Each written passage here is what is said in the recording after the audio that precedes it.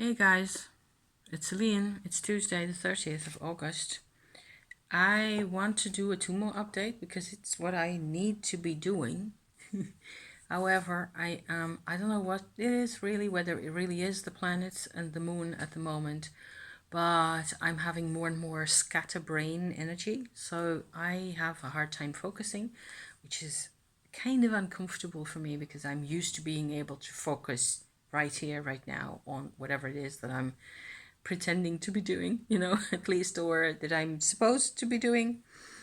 At the moment, it feels like it's really, you know, it's been all over the place. And I have done a couple of things. I want to do a Tumo update. I want to do that part of things because there's been really interesting things happening. However, I've also done some more family tree research and things like that, where I found somebody who's actually really remotely related to me, or I'm related to them, who I believe lives in Israel now. I've contacted him through Facebook, or actually, he contacted me through Facebook. That was really funny.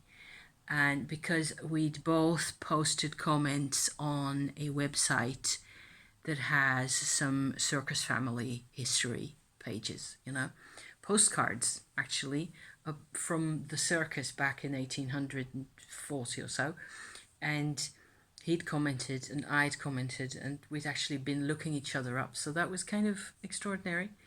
It looks like this guy doesn't have as much actual genealogy research done as I have. So I posted a couple of links to him where he can, look up his background, because from his comment on that particular postcard page, internet page, he really wanted to know a bit more, and so at least now he's got a couple of names of ancestors of his, some of which I also share. So, what's with this big, huge Jewish book that I'm reading?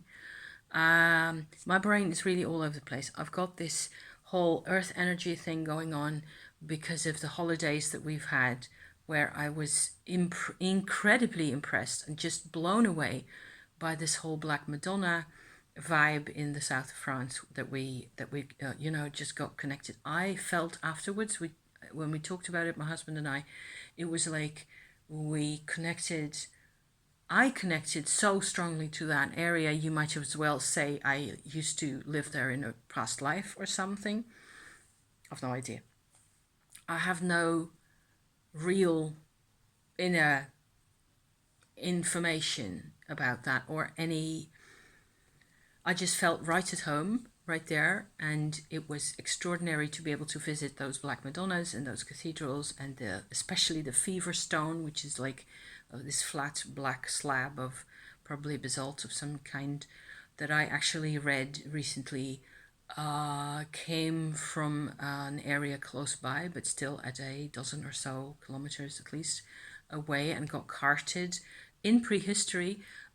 Apparently, people believe that it was used as a dolmen, so as a capstone for a prehistoric Stone Age kind of a construction, of some sort, before being incorporated, this lone slab, into the cathedral in the Middle Ages somewhere. And it has been deeply venerated and held in great high esteem, ever since. And it still gets dozens of visitors every day who just come to this stone. So there's all that stuff going on, and like I said, I'm just all over the place at the moment. And one thing that I do want to share, so maybe that isn't really, it's not really Tumo related, or maybe it is, I don't know. I have noticed over the past 6 months or so that as I progress with my Tumo, it has got to have something to do with it, but I become more and more sensitive to particular times of the month. And this time, not in relation to hormones or, female cycle things, but to the moon. The moon moving across my ascendant, which is in Libra. Um, every time. Every time for the past 6 months at least, that has created some kind of a messy, disturbed, insecure mood for me that I really don't like that much. However, this time around, I've managed to actually map out for myself what else is going on in my astrology that has to do with that. It's actually my ascendant house one line, my cusp is exactly opposite my moon in my birth horoscope, that is, in my birth chart. So the moon going now, yesterday evening, across that ascendant position puts it right opposite my own moon, of course. And there's a couple of links that have to do with my parents' birth charts and things like that, that among I don't know how many other hundreds of influences, this has contributed to me feeling completely left out of the whole whatever it was that was going on in their brain with my parents, at the time. And growing up, for as long as my mother was alive, which was until I was 28, okay, and then for decades on afterwards, growing and living as if I did not have a core, or didn't know who I was, and I blame myself less and less, okay, for being passive and powerless and sort of a doormat, a total doormat. Somebody used that term just now in an astrology video that I was watching. And I blame myself less and less for that, even though I still find it very icky and weird and stupid that you'd have to live like this, because it's not a really good use of anything I might have had to offer, also in my own family, right? So I feel at the moment, I feel actually quite a bit like I want to contribute outside of this house, okay, somehow. And I will see where that brings me. I posted a note, message on a website. They're looking. It's a Dutch national website that looks really old school, and like they could really do with a 2022 kind of a digital overhaul, internet overhaul kind of an approach. But they're looking for people to put data in onto their site, to names and birth and burial records, on to make them available online.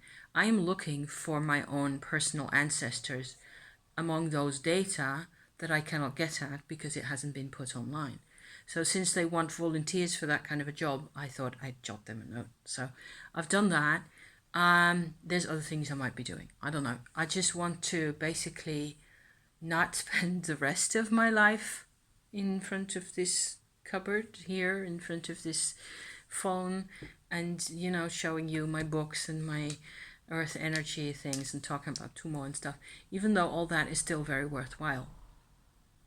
But it's been really messy, and there's been a whole lot of different, like, it's going on over here, and there's something else going on over here, and there's something else going on over here, and I don't know where to look first. It's just very it's a lot. It's not so much confusing because each individual thing, more or less, I know more or less what to do with, how to deal with. Okay. So, in terms of the Tummo,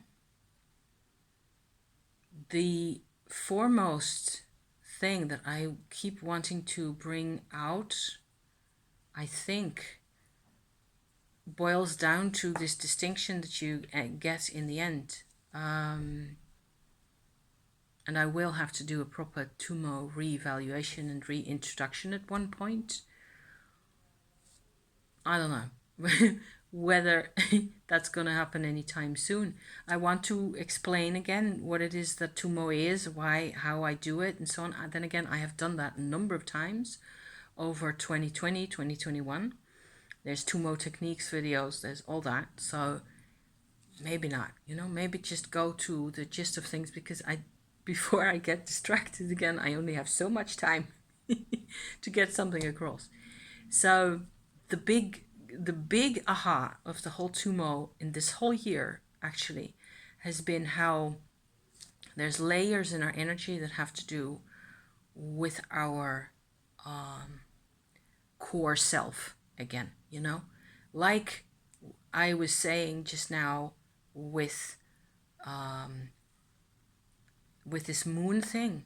It's like the moon is bringing out who I really am, or lack thereof, in actual expression, in how what I actually show, what I can actually do, what I'm actually, participating in, those kinds of things. Which is again a very distracting subject. So there I can, because I've done tons of volunteer work all over the place. Each and every one of those jobs has either petered out, or the organization that I used to work for has disappeared completely, or, things like that. So I feel like my isolation that I have been working against in a way or working with also for years, it is closing in around me a bit too much, and that's something I don't want. So certainly Tummo practice, as I have done it so far, gives me so much more energy to work with things. The crucial distinction then being that you have to figure out, as you do this Tummo thing, okay, you have to figure out whether who you really are. Basically, because there's this field that is inside our bodies and surrounding our bodies that is actually what I call a tribal field. Maybe I need a new name for that whole thing. I don't know. It feels like you're inside and you're full of a field that is completely predetermined, that determines for you what it is that you can think, what it is that you can do, what it is that you can say. Predetermined, fixed in place. 99.9% has already been said, has already been done. Okay, so maybe I can actually describe now the sort of a thing that we did with my husband, where it is a very advanced technique, but you can actually connect to somebody's soul energy, which sits more up here, in from the Tummo perspective. That's where it sits, outside of the tribal field. I'll just keep calling it that for now. And go through their middle channel. That's what I sort of went and did with my husband. We then sort of let this soul energy sit in the tribal field beneath his feet, so in the earth. Okay, it's a subpersonal chakra that has to do with the tribe, with the family and the other human connections, the biological direct connections that you have. And then it's possible for that soul energy to go through that field and into incarnation chakra levels, where the person themselves actually chose to become a human again. So beyond the tribal, okay? And I think it really works well for him. It was certainly something that he wanted at the time. This is 10 days ago or so by now, 9 days ago. And I was kind of worried afterwards that it would have been too much that we did, or that there would be repercussions or consequences from, as it were, rejecting the supreme power of the tribe in his life. Certainly what with him having lost twin issues and vanished twin patterns, it's one of the reasons why he wanted me to be part of this, to do this, because the vanished twin pattern, which I've also done videos about, have also got everything to do with tribe. They are a very strong very forceful, I should say, like a command coming from the tribal field in us. So they have to, anything to do with vanished twins shows you what a millstone around your neck that can be. It is like the absolute stone barrier that you cannot break through unless you can engage this soul star energy, which is actually possible through directed Tummo energy. I can make my Tummo energy because I have done the Trikaya meditation dozens of times by now, through the crown chakra with the Tummo energy, connecting the soul star. I can do the same for him. And without him having to go through all those steps of all those activations, the Trikaya activations and the Under Earth activations, he sort of has an inkling of what it is that I'm doing, but he basically trusts me, which is insane. So yeah. So what I think he feels now is that he feels more free to go his own way, do his own path, do his own also the negatives of the tribal atmosphere are less than before. So the fear of the tribe, the anger of the tribe, the fact that you're sort of never going to escape from this. Maybe this is a really female kind of statement, I don't know. There's sides of us that feel that way, that you're never going to escape from the tribe, that you're never going to escape from the obligations, that's the word I was looking for, of the tribe, that the tribe puts to you. As a female, you're supposed to have children, you're supposed to this, you're supposed to that, you're supposed to be a woman, you're supposed to be a man, whatever that means, all this is tribal talk. And where normally I would say tribe is good because, of course, it's supposed to protect children. Supposed to. Does that really happen all the time? I don't think so. That's the original sort of base premise of tribe. To protect children, to protect people who are more fragile, or more vulnerable, people who need help, things like that. Elderly, anybody who's not fighting fit, But also, generally, we need tribal context. We all need some kind of tribal context. So yeah. So it was a really special kind of maneuver. It was also over really quickly. I think the focus of the exercise of getting this Tummo connection and then the soul star energy into his tribal field down there, and then to sort of perforate through the tribal field into the lower levels where the self is actually at, that took 2 or 3 minutes, that was just really quickly.